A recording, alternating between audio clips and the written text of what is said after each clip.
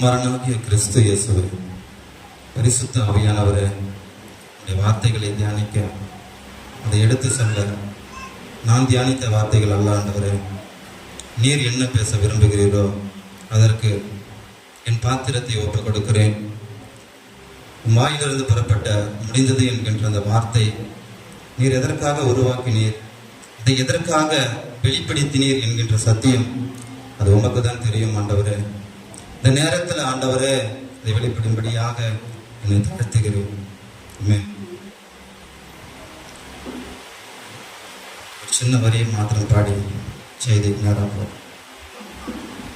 தாய்மடி தேடினீரோ வேறிடம் உமக்கில்லையோ, தாய்மடி தேடினீரோ வேறிடம் உமக்கில்லையோ, தாபரமே தயவே அருள்வார், தாபரமே தயவே அருள்வார், என்னை நேசித்ததே இறைவா, என்னை நேசித்ததே இறைவா,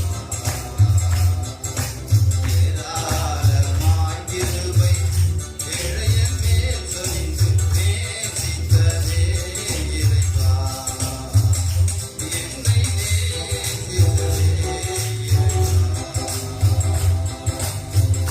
கூடுண்டு பறவைகளுக்கு துளியுண்டு நரிகளுக்கு, கூடுண்டு பறவைகளுக்கு துளியுண்டு நரிகளுக்கு, தலம் இல்லையோ தலை சாய்த்து உறங்க, தலம் இல்லையோ தலை சாய்த்து உறங்க, என்னை நேசித்ததே இறைவா.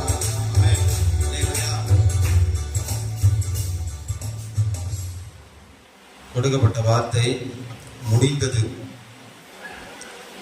எதற்காக ஆண்டவர் வந்து முடிந்தது என்று சொன்னார் பார்த்தீங்கன்னா, இப்போ எங்க ஆரம்பிச்சது அப்படின்ற அந்த சாப்டர் நாம பார்க்கணும். வசனத்தை சொல்ல நேரம் இருந்தது, அதனால ஆவியானவர் எனக்கு ஏவுகிற அந்த வசனத்தின் பிரகாரம் செய்தியை சொல்றேன். ஆதியாகமத்தில் 3:15 யாரும் எடுக்க தேவையில்ல. நீ அவர் குதிகாலை நசுக்குவாய், அவர் உன் தலையை நசுக்குவார்.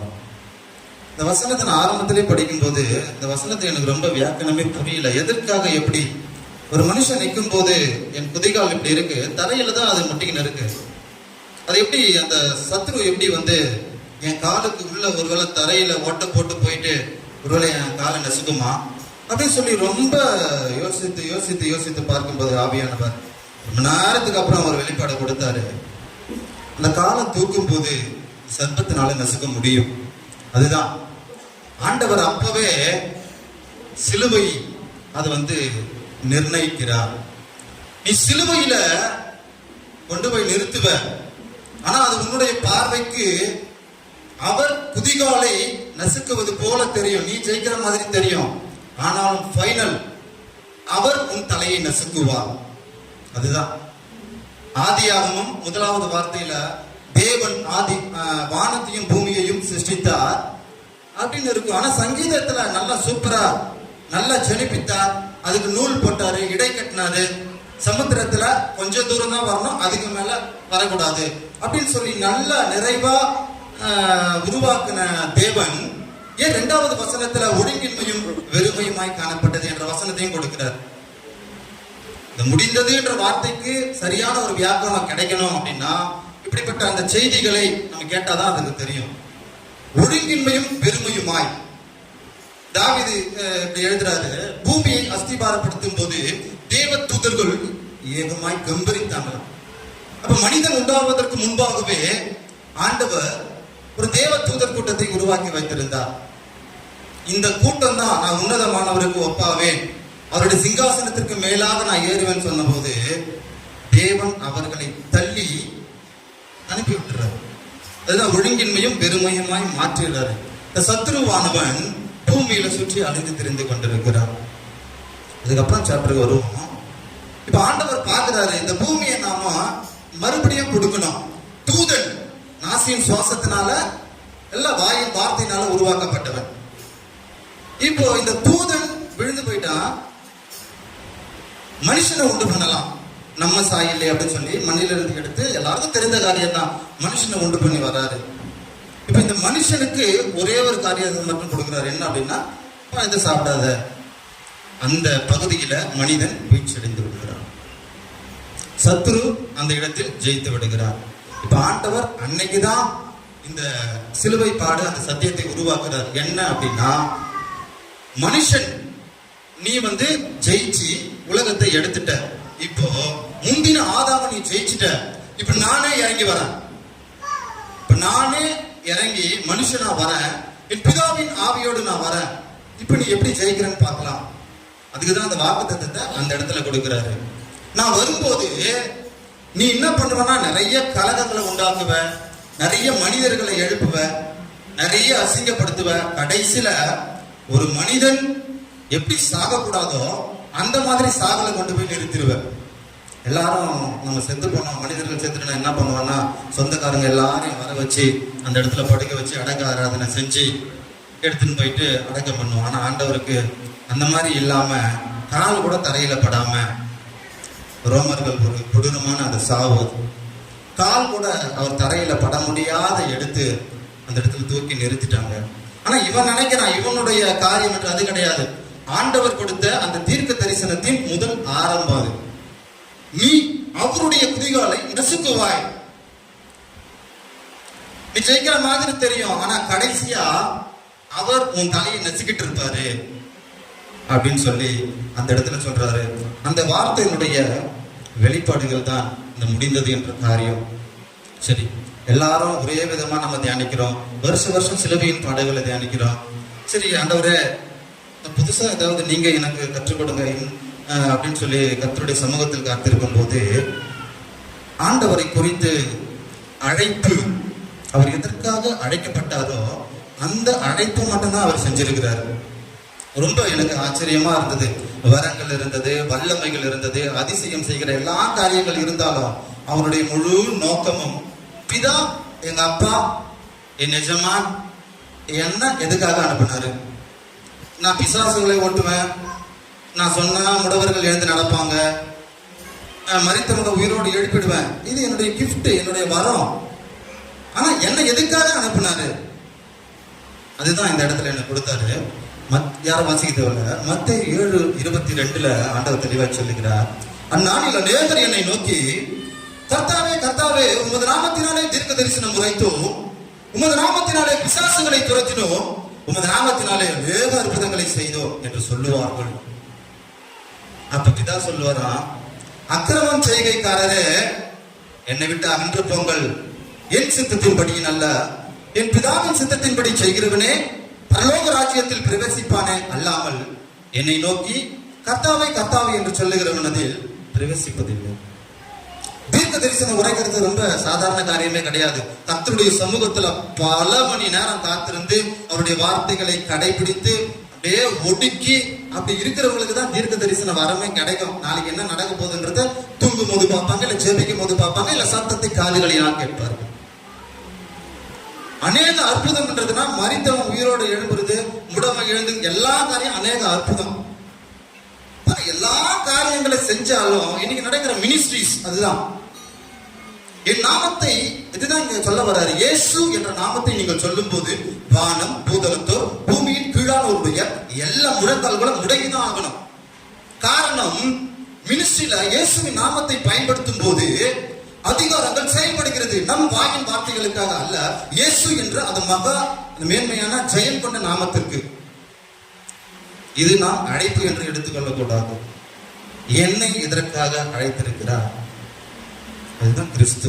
கிறிஸ்துவுக்குள் 9 விதமான வரங்கள் செயல்பட்டது. ஆனால் அவர் பிதா என்னை எதற்காக அழைத்திருந்தார் என்பதை அவருக்கு நல்லா தெரிஞ்சது. அவர் அடிக்கிறவர்களுக்கு தன் முதுகையும், காரி உண்ணுகிறவர்களுக்கு தன் தாடையையும், ஒருத்தன் தொட சந்துல போயிட்டு இவர் அடிச்சு இழுத்துன்னு போறாங்களா, தாடி மயிரை பிடிச்சிட்டு இழுத்தானா, அமைதியா இருந்தானா, அமைதியா இருந்தானா. ஏன்? உன்னை திருப்பி திட்டுறதுக்கோ என்ன கோபத்தை வெளிப்படுறதுக்கோ எனக்கு அந்த வேலை கிடையாது. என்னுடைய ஒரே நோக்கம், ஏக சிந்தனை, குதிரை கடிவாளம் இப்படி இந்த பக்கம் கடிவாளம் போட்டுச்சுன்னா நேரா தான் பார்த்துன்னு போகும், இந்த பக்கம் பார்க்க. என் பிதாவின் சித்தம், நைனா மகனே உன்னை அடிச்சு கொண்டாலும் பரவாயில்ல, அமைதியா உன் உயிர் எப்படி போனோம்னா அந்த சிலுவையில கதறி கதறி கதறி கதறி கடைசியாக இருக்கிற நீர் முதற்கொண்டு கீழே வந்து விழும் வரைக்கும் நீ அமைதியா தான் இருக்கணும், நீ வாயை திறக்கவே கூடாது என்று சொல்லி அவர் அனுப்பியிருக்கிறார். இதுதான் பிதாவின் சித்தமாய் அங்க இருந்தது. ஆகையினால இந்த சத்தியத்துல நம்ம என்ன தெரிந்து கொள்ளணும் அப்படின்னா, முடிந்தது. இந்த முடிந்ததுல ஆண்டவர் முதலாவது சொன்னார் பாத்தீங்களா, அந்த தீர்க்க தரிசன வார்த்தை. அந்த வார்த்தை நீ நிறைவேற்றணும், நிறைவேற்றி முடித்தால்தான் அவன் குதிகால நசுக்குவான். நீ அவன் தலையை நசுக்கும் போதுதான் நீ முடிந்தது என்று சொல்கின்ற அந்த வார்த்தையை சொல்ல வேண்டும். அவன் தலையை நசுக்கிட்டாரு, சிலுவையில ஏற்றி நிறுத்தின போது எல்லாம் பரியாசம் பண்ற அந்த வார்த்தைகள் அதுதான். நீ தேவனுடைய குமாரனானால் உன்னை நீ ரட்சித்துக்கொள். பரியாசம் பண்ணுகிற ஒரு வார்த்தை. பக்கத்துல திருடா இருக்கிறான், அவனும் அப்படித்தான் பரியாசம் பண்றான். எத்தனை வார்த்தைகள் வந்தாலும் இன்னும் கொஞ்ச நேரம், இன்னும் கொஞ்ச நேரம், அந்த நேரம் அந்த சாத்தானுடைய தலையை ஆதியாகமத்தில் 3:15 சொன்ன அந்த வாக்குத்தத்தை நிறைவேற்றும் அளவும் அவர் அமைதியா இருந்து தேவனுடைய சித்தத்தை மட்டுமே செய்கிற ஒரு தேவகுமாரனாக இருந்தார். இதுதான் ஒவ்வொரு ஊழியனுக்கும் கொடுக்கப்பட்ட ஒரு வேலை. நீ எதற்காக அழைக்கப்பட்டிருக்கிறாய்?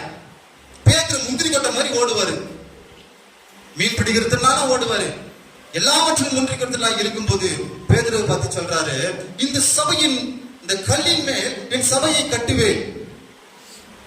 இது ஒரு தீர்க்க தரிசனமான வார்த்தை. பாதாளத்தின் வாசல்கள் அதை மேற்கொள்வதில்லை. ஆனா அதுக்கு முன்னாடி சொல்றாரு, சீமோனே நான் உன்னை கல்லா பாக்குறேன், உன் மேல நான் சபையை கட்ட போறேன். நீ சீமோனா இருக்காத. சீமோன் என்று சொன்னால் நாணல் என்று அர்த்தம். காற்று அடிக்கும் போது நாணல் வலதுபுறம் இடதுபுறம் வலதுபுறம் சாயமா. நீ இந்த புறமா இந்த புறமா உலகத்துக்கும் தேவனுக்கும் அசைக்கிற ஒரு மனிதனாய் இருப்பாயானால் தேவன் உன்னை கொண்டு செய்த அந்த அழைப்பை நிறைவேற்ற முடியாது. வரங்கள் செயல்படலாம், வித்தைகள் செயல்படலாம், பாடல் தாளத்துகள் ஆராதனைகள் எல்லாம் செயல்படலாம், இயேசுவின் நாமத்திற்கு அது அடங்கும். ஆனாலும் தேவன் உன்னை கொண்டு செய்த உன் அழைப்பையும் உன் தெரிந்து கொள்ளுதலையும் நீ உறுதிப்படுத்திக் கொள்ளுங்கள். அப்பொழுது எவனும் உன்னை அசைக்கவே முடியாது என்று இப்ப சொல்றாரு பேதுரு. இப்போ பேதுருக்குள்ள இருக்கிற இந்த சுபாவம் மறுதளிக்கிற ஒரு சுபாவம். யோனாகிய இந்த சீமோனே, நீ நாணனை போல இல்லாமல் கேவா பேதுருவாக மாறு, ஒரு பாறையை போல நீ மாறு. அப்போ உன்னை யாராலும் அசைக்க முடியாது. பாறை என்பது பெருமுறை சிறிது வரும். உலகத்தின் காரியம் ஐஸ்வர்யம் எல்லாம் வந்து மோதி பார்க்கும். இந்த கல்லின் மீது மோதுகிறவன் நொறுங்கி போவன். மாறாக இந்த கல் எவன் மீது விடுகிறதோ அது அவனை நசுக்கி போடும். இது ஒவ்வொரு ஊழியக்காரனுக்கும் கொடுத்த ஒரு வாரம், இது அதிகாரம். அதுதான் ஆண்டவர் இந்த இடத்துல சொல்றாரு, நீ அழைக்கப்பட்ட அழைப்பு நீ தெரிஞ்சுக்கோ. நான் எப்படி கஷ்டப்பட்டு வேதனைப்பட்டு இதெல்லாம் எனக்கு சகிக்கணும் அவசியமா? இப்ப என்னெல்லாம் யாருன்னா ஒருத்தர் வந்து கேட்டாங்க, நான் சகிக்க முடியல. சின்ன பையன் கூட திருப்பி அடிக்கிறான். ஒருத்தனை எதனா பண்ணிட்டோம்னா 10 பேர் வந்து அடிக்கிறாங்க.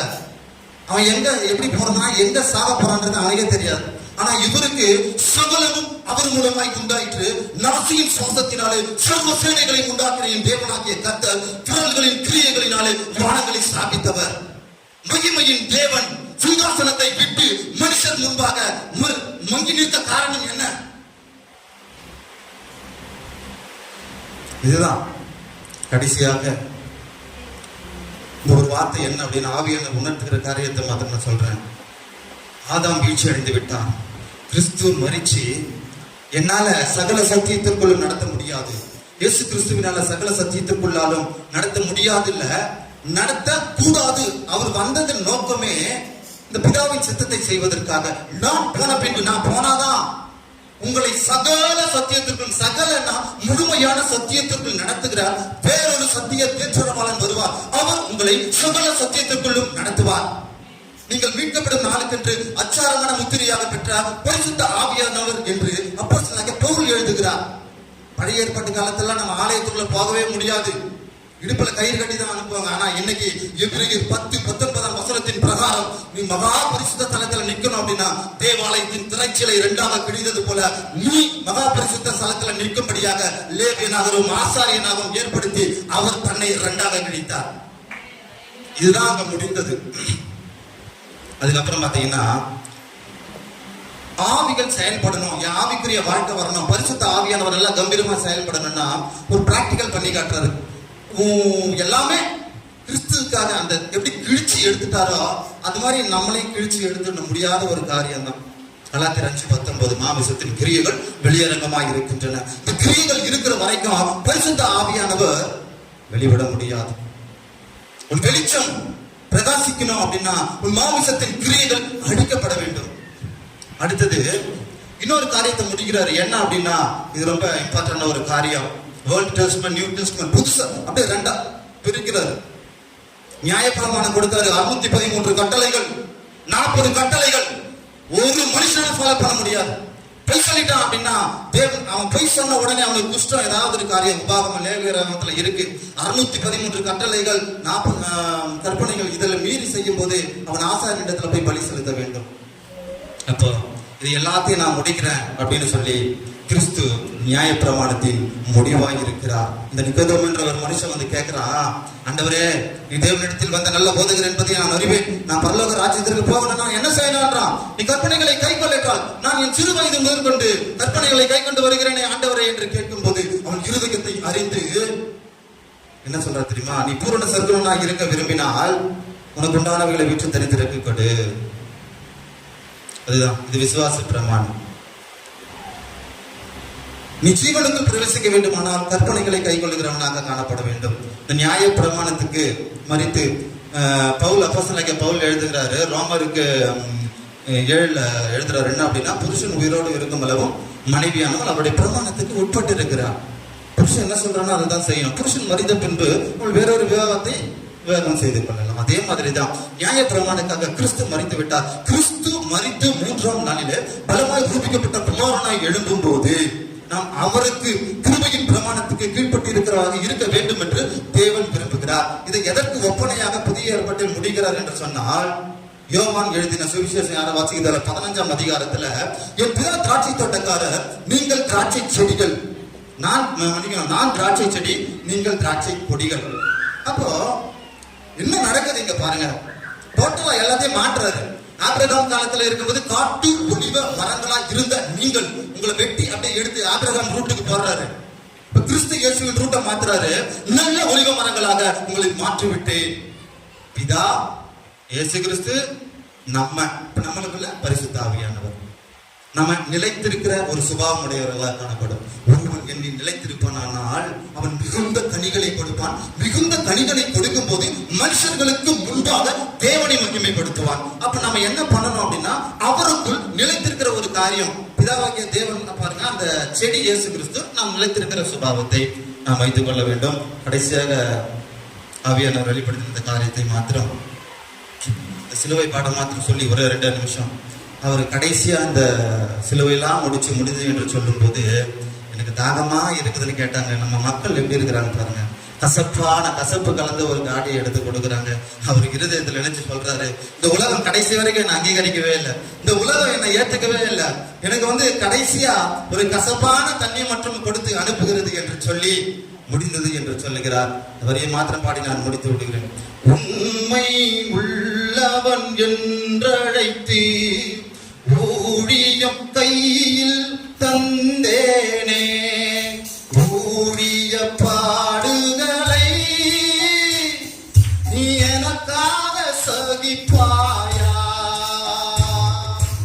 ஊழிய பாடுகளை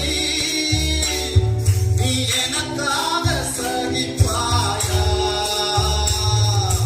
உண்மை உள்ள ஊழியனே என்னையே மறந்தாயோ, உண்மை உள்ள ஊழியனே என்னையே மறந்தாயோ. ஒரு காட்சியத்தை கருத்துல ஒப்பு கொடுக்குறேன் ஐயா.